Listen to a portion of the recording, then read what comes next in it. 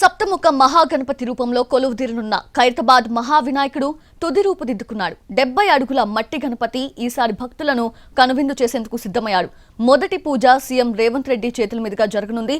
వినాయక చవితి రోజున ఉదయం 10 గంటలకు తొలి పూజ ప్రారంభమవుతుంది. 70 వసంతాలు పూర్తి చేసుకున్న బడా గణేష్ ఈసారి 70 అడుగుల అత్యంత భారీ వినాయకుడిగా కొలువుదీరబోతున్నారు.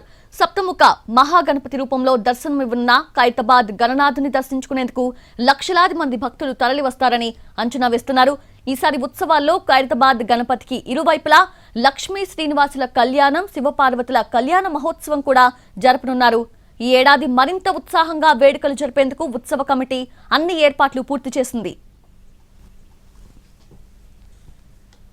మరింత సమాచారం మా రిపోర్టర్ రాధిక అందిస్తారు.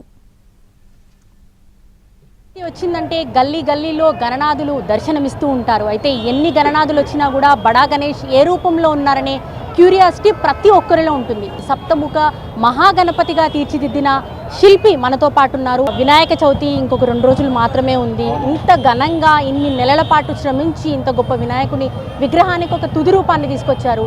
ఎలా అనిపిస్తుంది? ఏ రూపంలో ఈసారి ఉన్నాడు? ఈ సంవత్సరం జూన్ 17 తారీఖు కారపూజ చేసిన తర్వాత ఎప్పటిలాగానే సిద్ధాంతి విఠల్ శర్మ గారికి ఈ సంవత్సరం ఎలాంటి వినాయకుడిని చేస్తే అందరికి మంచి జరుగుతుంది అడగడం జరుగుతుంది. అలాగే ఆయన పంచాంగం చూసి ఈ సంవత్సరం సప్తముఖ మహాశక్తి గణపతి రూపంలో చేయండి, అందరికి మంచి జరుగుతుంది. వినాయకుడితో పాటు కేతు రాకులను కూడా పెట్టండి, చాలా మంచి జరుగుతుంది అన్నారు.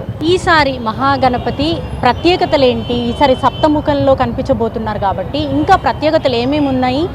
ఇంత వర్షాలు పడుతూ వరదలు వస్తూ ఇంత ఇబ్బందుల్లో కూడా మీరు ఇందాక అన్నట్టు ఈ పనులన్నీ కూడా 2 నెలలలో ఎట్లా కంప్లీట్ చేయగలిగారు? డే అండ్ నైట్ షిఫ్ట్, అంటే డేలో కొంతమంది నైట్లో కొంతమంది అలా షిఫ్ట్ ప్రకారంగా చేసి, అలాగే నేను ఆర్టిస్టులు కూడా బీహార్, బెంగాల్, మహారాష్ట్ర, అలాగే తమిళనాడు, తెలంగాణ, ఆంధ్రప్రదేశ్ వీళ్ళందరూ కూడా కరెక్ట్ సెట్ చేసి ప్రతి వాళ్ళు కూడా షెడ్యూల్ వచ్చి నైట్ అండ్ డే చేసి పూర్తి చేయడం జరిగింది.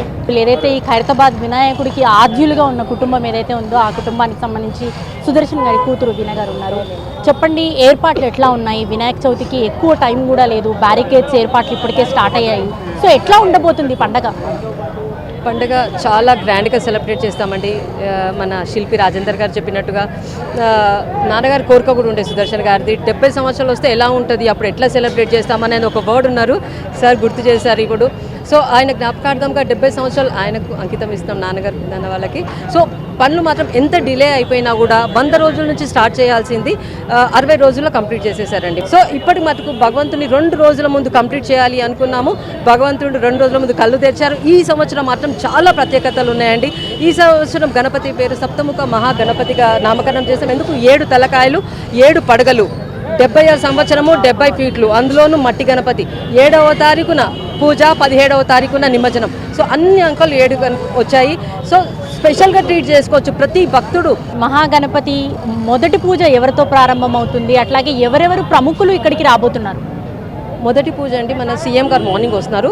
మన పద్మశాలి వాళ్ళు మార్నింగ్ వచ్చేసి ముత్యాల తలంబ్రాలు, జంజం, కండువా మార్నింగ్ పూజతో స్టార్ట్ అవుతుంది. 10 గంటలకు మన సీఎం గారు వస్తారు. సీఎం గారు పూజ అవ్వగానే 3 o'clock మన గవర్నర్ గారు వస్తారు. 1,00,000 రుద్రాక్షలతోటి భగవంతుడికి 70 ఫీట్ల గణపతికి రుద్రాక్ష మాల కూడా వేయబోతామండి. మహాగణపతి సర్వం సిద్ధమైపోయింది. వినాయక చవితి 7వ తేదీన ఉంది కాబట్టి 7వ తేదీన ఉదయం 10 గంటలకు ముఖ్యమంత్రి రేవంత్ రెడ్డి చేతుల మీదుగా మొదటి పూజ జరుగుతుంది అని చెప్తున్నారు. అట్లాగే మధ్యాహ్నం 3 గంటలకు ఇటు గవర్నర్ కూడా దర్శించుకోబోతున్నారని చెప్తున్నారు. 70 అడుగుల మహాగణపతి మట్టి వినాయకుడు. ముఖ్యంగా ఈ 70 అడుగుల మహాగణపతిని తయారు చేయడానికి దాదాపుగా 2 నెలలకు పైగా సమయం పట్టింది అని చెప్తున్నారు. ఓవరాల్గా మరొక 2 రోజుల్లో ఈ మహాగణపతి అందరికీ దర్శనం ఇవ్వడానికి సిద్ధమయ్యారు.